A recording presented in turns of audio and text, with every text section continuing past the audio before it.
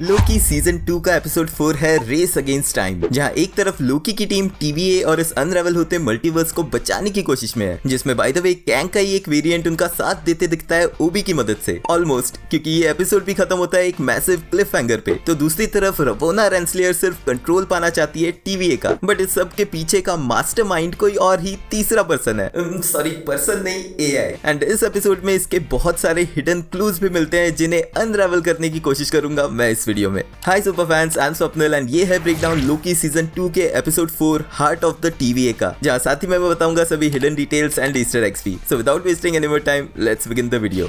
इस एपिसोड की शुरुआत में मार्वल स्टूडियोज का इंट्रो काफी शॉर्ट है, जो बाकी तीनों एपिसोड्स के मुकाबले टोटली डिफरेंट है। बट देन जैसे मैंने कहा, this is race against time, तो वही चीज यहाँ भी नोटिसेबल है। अब ये इंट्रो रिफ्लेक्ट करता है सीजन 1 में एपिसोड 6 के इंट्रो को, बट यहाँ पे सभी चीजें बिखरी हुई है। सेक्रेट टाइमलाइन टोटली ब्रोकन है एंड इवन वो लोकेशन जहाँ पर ही हू रिमेन्स का सिटाडेल था वो भी अब बिखरता जा रहा है। लेकिन इस टाइमलाइन में एंटर होते टाइम हमें सुनाई देती है बहुत सारे साउंड्स जो कि टोटली मिक्स्ड अप है। यानी जब सीजन 1 के टाइम ये साउंड सुने थे तो वो सारे क्लियर थे, लेकिन यहाँ पर सब कुछ मिक्स्ड अप है और सिर्फ समझ आता है लास्ट में एक वर्ड जो है लोकी। मोस्ट प्रोबब्ली यहाँ जो साउंड्स हैं वो लगते हैं सभी प्रून और डिस्ट्रॉय होते लोगों की screams, specially spoiler alert, general Dox, उसके साथ के minute man and Victor Timely की स्क्रीम्स। फिर हमें दिखती है एंड ऑफ टाइम की वो लोकेशन जो अब डिस्ट्रॉय होकर सेपरेट होती जा रही है, और यहीं पे मौजूद है रवोना रेंसलेयर और मिस मिनट। एपिसोड 3 की एंडिंग की कंटिन्यूटी में मिस मिनट रिवील करती है रवोना रेंसलेयर का पास्ट, लेकिन उससे पहले वो इस रूम को स्कैन करती है। अब ये स्कैनिंग टेक्निक मैच करती है स्पाइडरमैन अक्रॉस द स्पाइडरवर्स के ग्वेन वाले इस सीन से। अब लोकी सीजन 2 में बहुत सारे मोमेंट्स हैं जहां पर हम नोटिस कर सकते हैं इसका resemblance Spiderman across the Spider-Verse से, जिससे रिलेटेड एक और पॉइंट है जो मैं आगे बताता हूं। अब मिस मिनट एक छोटे से सेक्शन में क्रिएट करती है एक स्क्रीन जहां पर वो रवोना को दिखाती है बहुत ही पास्ट में हुई एक इवेंट को। यहाँ पे हमें दिखते हैं ही हू रिमेन्स और रवोना रेंसलेयर। ये जो मिनिएचर्स वाला स्टाइल है ये सिमिलर है जो ही हू रिमेन्स ने लोकी और सिल्वी को दिखाया था सीजन 1 के क्लाइमैक्स में। यहाँ पे रवोना बात करती है ही हू रिमेन्स के साथ, और उनके डिस्कशन से ये क्लियर हो रहा है कि रवोना और ही हू रिमेन्स काफी क्लोज थे, बट साथ ही में रवोना कमांडर थी ही हू रिमेन्स की आर्मी की। इनफैक्ट जो ये फ्रेज है फॉर ऑल टाइम ऑलवेज, ये उन्हीं दोनों के कन्वर्सेशन से निकला है। एंड ऑफ कोर्स जो एपिसोड 1 में ऑडियो हमने सुना था वो इसी कन्वर्सेशन का था। अब यहाँ इनका कन्वर्सेशन मैच करता है जो मार्वल कॉमिक्स की हिस्ट्री में हुआ था, एंड जो मैं पिछले एपिसोड के ब्रेकडाउन में डिस्कस कर चुका हूँ कि रवोना कैंग की लवर थी। एंड ऑल्दो विक्टर टाइमली ने उसे रिजेक्ट कर दिया, लेकिन हो सकता है कि सीजन के बचे हुए एपिसोड्स में रवोना किसी डिफरेंट कैंग वेरिएंट्स के साथ पार्टनरशिप करे। यहाँ नोटिसेबल चीज है कि रवोना का आउटफिट हंटर वाला है, यानी कि अभी तक वो सिर्फ एक हंटर थी, लेकिन यहाँ से जाने के बाद वो एक जज बनी। रवोना के जाने के टाइम ही हू रिमेन्स उससे कहता है सी यू सून।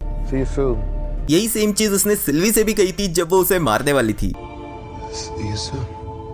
यहाँ रवोना के जाते ही मिस मिनट ही हू रिमेन्स से कहती है कि क्या वो चेस खेलना चाहेगा। पिछले एपिसोड में ही मिस मिनट ने विक्टर टाइमली को बताया था कि उसका क्रिएशन हुआ था चेस खेलने के लिए, बट इस पास्ट की मेमोरी में रवोना के जाते ही हू रिमेन्स मिस मिनट को कहता है प्रोटोकॉल 42 एक्टिवेट करने को, जिसका मतलब है कि सभी टीवीए मेंबर्स की मेमोरीज वाइप करने को। अब ये नंबर 42 मार्वल कॉमिक्स में काफी इंटरेस्टिंग नंबर है। Civil War comic book series में आयरन मैन, मिस्टर फैंटास्टिक और येलो जैकेट मिलकर एक प्रिजन बिल्ड करते हैं जिसका नंबर था 42। इनफैक्ट आयरन मैन 3 में आरडीजे का आयरन मैन जो सूट पहनता है वो था मार्क 42। लेकिन मोस्ट इंपॉर्टेंटली, जैसे मैंने पहले कहा, स्पाइडरमैन अक्रॉस द स्पाइडरवर्स के काफी सारे रेफरेंसेस यहाँ मौजूद है, जिनमें से एक है अर्थ 42 जहाँ माइल्स मोरालेस क्लाइमैक्स में पहुंचता है। एंड उसके अलावा एपिसोड 1 में लोकी का ग्लिचिंग भी मैच करता है माइल्स के साथ ही। अब ये मेमोरी दिखाने के बाद मिस मिनट प्रपोज करती है कि उन्हें कैंग की जरूरत नहीं है और वो और रवोना मिलकर ही टीवीए को कंट्रोल कर सकते हैं। अब इस सब के पीछे एक्चुअल में मास्टरमाइंड है मिस मिनट, जिसके सबूत मैं आगे देता हूँ। अब टीवीए में पहुंचता है विक्टर टाइमली वॉर रूम में उसी कैंग के म्यूरल के सामने, जिसके बाद आगे वो हॉलवे में देखता है वो आर्ट वर्क जहाँ कैंग और टाइम कीपर्स दिख रहे हैं। ये आर्ट वर्क हम पहले भी देख चुके हैं और ये comic book accurate art work है। उसके पीछे लोकी, मोबियस और सिल्वी भी पहुंचते हैं और हंटर B15 भी यही उनसे मिलती है। अब वो उसे बताते हैं लूम को फिक्स करने के लिए उन्हें उसकी मदद की जरूरत है, जिसके लिए वो उसे लेके जाते हैं ओबी के पास। अब ओबी के पास जाते टाइम वो जिस हॉलवे में से जाते हैं वहीं पे हमें दिखती है एक कॉफी मशीन जो हमें एपिसोड में फिर से दिखेगी। अब ओबी और विक्टर टाइमली की मुलाकात एक फैन बॉय मूवमेंट है जहाँ दोनों ही एक दूसरे से काफी इंप्रेस दिखते हैं, बट यहाँ पर एक वियर्ड सा पैराडॉक्स होता है। ओबी रिवील करता है कि जो भी चीजें उसने सीखी है वो 19th सेंचुरी के एक ब्रिलियंट इन्वेंटर से सीखी है, जिसका मतलब है कि ओबी ने सब कुछ सीखा है विक्टर से। लेकिन हम जानते हैं कि विक्टर ने जो भी सीखा है वो ओबी के बनाए हुए टीवीए मैनुअल से सीखा है। अब ये पैराडॉक्स है कि क्या पहले हुआ, जिस तरह से कहा जाता है कि मुर्गी पहले आई या अंडा, क्योंकि एक नहीं होगा तो दूसरा हो ही नहीं सकता। और यहीं पे औरोबोरस कहता है कि it's like snake eating its own tail. अब एपिसोड 1 के ब्रेकडाउन में मैंने बताया था औरोबोरस का मतलब नॉर्स माइथोलॉजी में होता है एक साइन जहां स्नेक खुद की टेल खाने की कोशिश कर रहा है और ये एक्चुअल में सिंबलाइज करता है इटर्नल साइकिल ऑफ लाइफ। लेकिन ये सब काफी सोचने वाली बात है कि अगर ओबी विक्टर से इंस्पायर्ड है, जिसकी लिखी हुई TVA बुक से विक्टर ने सब कुछ सीखा, तो क्या ये भी पॉसिबिलिटी है कि ओबी खुद एक कैंग वेरिएंट है। अब आई नो कि ही हू रिमेन्स के वेरिएंट उसी की तरह दिखते हैं, ऐसे दिखाया गया है, लेकिन इसी शो से हम जानते हैं कि लोकी के वेरिएंट भी काफी अलग भी दिख सकते हैं, जिनका एग्जांपल सिल्वी भी है और हाँ एलिगेटर लोकी भी है। बट जितना नॉलेज ओबी को है एंड TVA में वो इकलौता है जिसकी मेमोरी वाइप नहीं की गई है, तो ये पॉसिबिलिटी बनी रहती है कि ओबी भी एक और कैंग वेरिएंट हो सकता है। एंड ऑल्दो यहाँ एक्टर केहू क्वान की परफॉर्मेंस काफी अच्छी है, लेकिन अगर आप सोचो तो उसकी पर्सनैलिटी विक्टर टाइमली की पर्सनैलिटी से काफी मैच करती है। अब ये जस्ट मेरा थॉट है, इस बारे में अपने थॉट्स मुझे कमेंट्स में लिख के जरूर बताना। अब इन्हीं की कन्वर्सेशन में हमें पता चलता है कि टेम्परल लूम को रिपेयर करने के लिए उनके पास एक चीज मिसिंग है और लकीली वो चीज वही है जो विक्टर टाइमली अपने साथ लेके आता है। अब ये चीज जो विक्टर टाइमली लास्ट एपिसोड में अपने साथ ले आया है वो एक सर्कुलर सा डिवाइस है जो मैच करता है Ant Man and the Wasp Quantumania में दिखे मल्टीवर्सल इंजन कोर से। ऑफ कोर्स एग्जैक्टली नहीं, क्योंकि अभी तक ये एक प्रोटोटाइप ही होगा, बट वो दोनों और केसी साथ में लगते हैं इस डिवाइस को रिपेयर करने के लिए। इसी सब के बीच जब मोबियस पाई खाने की बात करता है तो सिल्वी उस पर चिढ़ती है और उससे क्वेश्चन करती है कि उसे अपनी सेक्रेट टाइमलाइन वाली रियल लाइफ में बिल्कुल इंटरेस्ट क्यों नहीं है। एंड ये सोचने वाली बात है क्योंकि मोबियस अभी तक अपनी ओरिजिनल लाइफ को इग्नोर करता जा रहा है, बट नेक्स्ट एपिसोड में हमें उसकी एक्चुअल लाइफ जरूर देखने मिल सकती है। अब सिल्वी भी रास्ता खोके इसी ऑटोमैट पे पहुंचती है, ठीक उसी तरह जैसे मोबियस और लोकी पहुंचे थे। अब लोकी और सिल्वी का डिस्कशन होता है जहाँ पे वो कहती है कि TVA को रीस्टार्ट करने के लिए उसे पूरी तरह से बर्न करने की जरूरत है। अब ये रेफरेंस है लोकी के डायलॉग का जहाँ वो सीजन 1 में इसी तरह से TVA को डिस्ट्रॉय करने की बात कर रहा था, बट देन लोकी उसे रोकता है ये कह के कि चीजें सुधारने का दूसरा तरीका भी हो सकता है, जिसमें वो एग्जाम्पल देता है अपने भाई थॉर का, जहाँ वो जो इवेंट्स मेंशन करता है वो थॉर के पार्ट 1 की थी, यानी जब एक एरोगेंट थॉर को असगार्ड से बैनिश कर दिया गया था, जिसके बाद जब वो वापस आया तो वो काफी ह्यूमेन और डाउन टू अर्थ बन गया था। एंड उस टाइम लोकी भी उसे कमजोर समझ रहा था, लेकिन उसने अब रियलाइज कर लिया है कि ये कमजोरी नहीं, ये भी एक स्ट्रेंथ हो सकती है। लेकिन यहीं पर फिर से उन दोनों के बीच वही डिस्कशन होता है जो सीजन 1 के फिनाले में हुआ था और इस सीजन में भी पिछले एपिसोड्स में हो चुका है, जहाँ वो दोनों ही TVA को अलग अलग तरीके से हैंडल करना चाहते हैं। सिल्वी TVA को डिस्ट्रॉय करके जो होना है वो होने देना चाहती है, वहीं लोकी इसे कंट्रोल करके सही डायरेक्शन में ले जाना चाहता है, जिसपे सिल्वी कमेंट करती है कि they are playing gods and Loki उसे रिमाइंड कराता है कि वी आर गॉड्स, जो कि एज असगार्डियन लोकीज हैं। इसी सबके पैरेलल जज गैम्बल हंटर B-15 को कन्विंस करती है कि उसे जनरल डॉक्स को मनाना चाहिए TVA के इस न्यू मिशन में उनकी हेल्प करने को। जनरल डॉक्स और उसके साथ के मिनटमैन उसी प्रिजन में होते हैं जहाँ ब्रैड है। ब्रैड यहाँ उन्हें मोटिवेट करता है अपना एस्केप प्लान बताते हुए, जहाँ वो मेंशन करता है गैलीलियो और विंस्टन चर्चिल को। अब गैलीलियो गैलीली के बारे में सबको पता होगा, जो एक इटालियन एस्ट्रोनॉमर, फिजिसिस्ट और इंजीनियर थे। वहीं सर विंस्टन चर्चिल एक ब्रिटिश सोल्जर और राइटर थे जो 2 बार यूनाइटेड किंगडम के प्राइम मिनिस्टर बने थे। लेकिन ब्रैड के इस मोटिवेशन को डॉक्स रिफ्यूज कर देती है। तभी वहाँ पे हंटर B-15 आती है जो डॉक्स को कन्विंस करने की कोशिश करती है कि वो लोग TVA का साथ दे सकते हैं उसे बचाने के लिए। इस सीन में आप ब्रैड को नोटिस कर सकते हो अपने कॉलर को ठीक वैसे ही पकड़े हुए जैसे वो हैबिचुअल है अपने हंटर यूनिफॉर्म को पकड़ने के। अब B-15 उन्हें सोचने का टाइम देके यहाँ से निकल जाती है। उसके जाते ही रवोना यहाँ पहुंचती है टाइम डोर के थ्रू मिस मिनट के साथ, एंड वो भी जनरल डॉक्स को कन्विंस करने की कोशिश करती है उसकी तरफ से लड़ने के लिए। लेकिन डॉक्स करेक्टली समझ जाती है कि रवोना सिर्फ पावर के पीछे है और वो उसका साथ देने से मना कर देती है। अब इन सारे प्रिजनर्स में से सिर्फ हंटर X5 यानी कि ब्रैड रवोना की तरफ आता है एंड मिस मिनट वो टॉर्चर डिवाइस ऑन कर देती है, जिसके यूज से स्क्विश करके डॉक्स और उसके साथियों को मार दिया जाता है। अब इस सीन में ब्रैड के एक्सप्रेशन से पता लगता है कि सामने हालत क्या हो रही होगी, लेकिन साथ ही में मिस मिनट के एक्सप्रेशंस देखने वाले हैं जो उसके इवल नेचर को डिस्प्ले कर रहे हैं। इस पे भी मैं आगे बात करूंगा। यहाँ टेम्परल लूम को रिपेयर करने वाला डिवाइस प्रिपेयर करने के बाद विक्टर टाइमली जाता है कॉफी मशीन देखने हंटर D-90 के साथ, जहाँ कॉफी पीते टाइम ब्रैड उसे प्रून कर देता है। अब वो टाइमली को लेके जाता है रेंसलेयर के पास, जहाँ वो उसे थ्रेटन करते हैं कि अगर उसने उनकी हेल्प नहीं की तो वो उसे मार देंगे। लेकिन मिस मिनट सोचती है कि उन्हें उसकी हेल्प की जरूरत नहीं है एंड वो TVA के नेटवर्क को इंटरनली लॉक करने लगती है। जब हंटर B-15 इंटेरोगेशन रूम में आती है जहाँ वो डॉक्स और सभी को मरा हुआ पाती है, वहीं पे वो अपना डिवाइस एक्सेस करने को देखती है, लेकिन उसके डिवाइस पे लॉक स्क्रीन होती है जिसपे मैसेज में मिस मिनट दिखती है ये कहते हुए।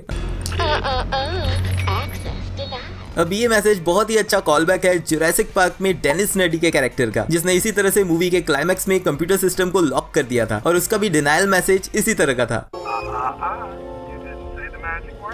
ओबी के वर्क स्पेस में जब वो अपना कंप्यूटर एक्सेस नहीं कर पाता तो वो मोबियस से कहता है कि क्या उसने कोई अनऑथराइज्ड गेम फिर से डाउनलोड की है। ऑब्वियसली ये रेफरेंस है ओल्ड टाइम गेम्स का जो पीसी को वायरस से भर देती थी। नॉट श्योर कि अभी भी ऐसी गेम्स एग्जिस्ट करती है या नहीं। अब लोकी और सिल्वी एलिवेटर तक जाते हैं और जब सिल्वी एलिवेटर में चली जाती है तभी लोकी को स्पीकर पे आवाज सुनाई देती है जो वो पहले भी सुन चुका है। एपिसोड 1 में प्रून होने के ठीक पहले यही आवाज उसने सुनी थी। इसी रीजन से वो डिस्ट्रैक्ट होता है और एलिवेटर क्लोज होकर सिल्वी अंदर फंस जाती है। अब लोकी अपने हाथ में प्रूनिंग डिवाइस लेके रियलाइज करता है कि वही होगा जिसे खुद के पास सेल्फ को प्रूव करना पड़ेगा। एंड वो स्टेयर्स से ऊपर जाता है जहाँ वो अपने ही टाइम ट्रेवल्ड वर्जन को देखता है। एंड सिल्वी के एलिवेटर डोर ओपन करते ही वो खुद को प्रूव कर देता है, यानी कि लोकी ही था जिसने खुद लोकी को प्रूव किया था। लेकिन साथ ही में यहाँ एक और मिस्ट्री ये भी क्लियर होती है कि उन्हें वो कॉल कर कौन रहा था। फोन के दूसरे एंड पे होता है औरोबोरस, जो लोकी और सिल्वी को बताता है कि कैसे मिस मिनट ने सिस्टम ऑफलाइन कर दिया है और उसे फिक्स करने के लिए उसे सिस्टम रिबूट करना पड़ेगा, जिसका मतलब है कि उनका सेफ्टी सिस्टम बंद हो जाएगा, यानी कि टीवीए में फिर से मैजिक यूज किया जा सकता है। अब सीजन 1 से हम जानते हैं कि लोकी और सिल्वी टीवीए में पहुंच के मैजिक यूज ना कर पाने से कितने फ्रस्ट्रेटेड थे। एंड जब फाइनली उन्हें मौका मिलता है तो वो लोग ओबी को एक साथ ये कहते हैं।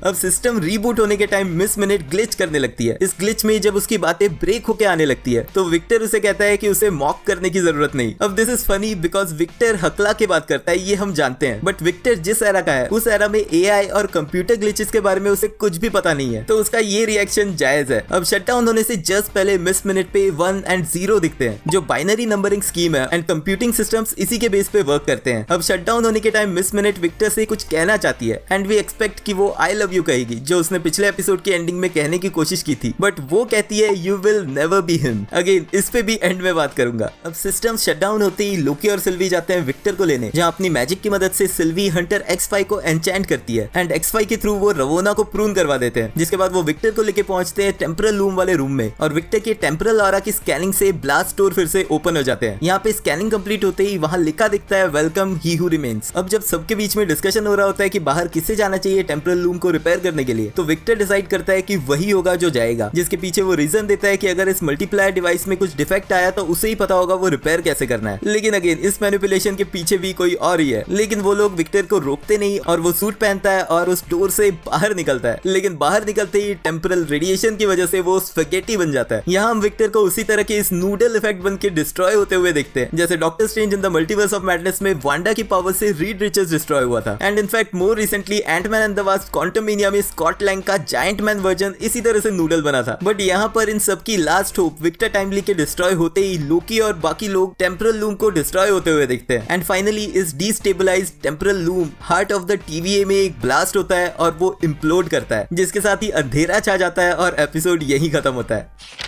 तो अब आखिर हुआ क्या? इस ब्लास्ट से ये सेक्रेट टाइमलाइन टोटली डिस्ट्रॉय हो जाती है एंड जितनी एनर्जी और रेडिएशन यहाँ पे निकलती है, हम ये आइडिया लगा सकते हैं कि ये टीवीए तो टोटली डिस्ट्रॉय हो गया होगा। तो इसका मतलब क्या कि लोकी और बाकी सब मारे गए? ऑफ कोर्स ऐसा नहीं होने वाला, जिसके दो रीजन है। एक तो ट्रेलर के बहुत सारे सीन्स जो अभी भी पेंडिंग है, जिसमें हम लोकी को टाइम जंप करते हुए B-15 को डॉक्टर के रूप में, केसी को एक वर्कर के रूप में और सिल्वी को एक रूम में जहाँ उसके सामने इसी तरह के टाइमलाइन स्ट्रैंड्स बनते हुए दिख रहे हैं, वो भी देख सकते हैं। और दूसरा कि लोकी सीजन 1 के एपिसोड 4 की एंडिंग भी इसी तरह हुई थी, जहां लोकी को प्रून कर दिया गया था और हमें ये दिखाया गया था कि लोकी मारा गया है, लेकिन वो पहुंच गया था वॉइड में। ठीक इसी तरह से मुझे लगता है कि यहाँ पे अब जितने भी लोग थे टीवीए के डिस्ट्रॉय होने के साथ ही वो लोग पहुंच गए हैं अपनी अपनी जगह सेक्रेट टाइमलाइन में, एक्सेप्ट लोकी, क्योंकि लोकी पे ग्लिच होता हुआ वो इफेक्ट हमें आगे भी देखने मिलेगा। तो हो सकता है कि लोकी का वो इफेक्ट सिर्फ टेम्परली सॉल्व हुआ था। एंड अगर लोकी किसी तरह से सिल्वी से मिल जाता है, जिसके पास ही हू रिमेन्स का टेम्पर्ड डिवाइस है, तो वो टाइम ट्रेवल करके फिर से टीवीए के पास्ट में आ सकता है और इस सारी इवेंट को फिर से फिक्स करने की कोशिश कर सकता है। लेकिन सबसे बड़ी बात जो मिस मिनट के बारे में मैंने कही थी कि किस तरह से इस सीजन की मेन विलन सबसे इविल वही है, अब क्विकली वो डिटेल बताता हूँ। एपिसोड के स्टार्टिंग में वही होती है जो रेंसलेयर को भड़काती है और उसे प्रपोज करती है कि उन्हें ही हू रिमेन्स की जरूरत नहीं है टीवीए पे रूल करने के लिए। सेकेंडली वही होती है जो कैप्चर रूम में मशीन ऑन करती है, जिससे डॉग्स एंड बाकी सभी को मारा जाता है। अब यहाँ जैसे मैंने कहा उसके एक्सप्रेशंस काफी इविल थे, मतलब कि ब्रैड और रेंसलेयर इस इवेंट को होते हुए देख नहीं पा रहे थे, लेकिन मिस मिनट ये सब होने से खुश हो रही थी। लेकिन थर्ड हिंट जो सबसे बड़ी हिंट थी कि वही इस सब के पीछे की मास्टरमाइंड है। जब टीवीए में सिस्टम ऑफलाइन हो रहा होता है तो जाते जाते वो विक्टर टाइमली को भी भड़काती है कि वो कभी ही हू रिमेन्स नहीं बन सकता, यानी कि वो ही हू रिमेन्स की जगह नहीं ले सकता। एंड मोस्ट प्रोबेबली यही वो रीजन था एक डरपोक विक्टर टाइमली का क्लाइमैक्स मोमेंट में स्टैंड लेने का। वो ना चाहते हुए भी सिर्फ खुद को प्रूव करने के लिए बाहर गया एंड मारा गया। एंड ये सब कुछ मैनिपुलेट किया है मिस मिनट ने ही। अब हम जानते हैं कि वो एक सेंटिएंट एआई है और वो धीरे धीरे डेवलप कर रही है, लेकिन अगर इस सीजन की एंडिंग से पहले उसे खत्म नहीं किया गया तो वो कैंग से भी बड़ी थ्रेट बनती जाएगी। तो इसका मतलब क्या सीजन 2 का मेन विलन मिस मिनट है, बट एक सेंटिएंट एआई ऐसा क्यों कर रही है और उसका गोल आखिर है क्या, ये तो अब नेक्स्ट एपिसोड में ही पता चलेगा। बट इस बारे में अपने थॉट्स मुझे कमेंट्स में लिख के जरूर बताना। अगर आपने पिछले एपिसोड्स का ब्रेकडाउन नहीं देखा है तो एंड स्क्रीन से वो जरूर चेकआउट कर लेना। एंड वीडियो अगर एंड तक देख रहे हो तो प्लीज लाइक भी कर देना, क्योंकि वो एकदम फ्री है। मिलते हैं नेक्स्ट वीडियो में।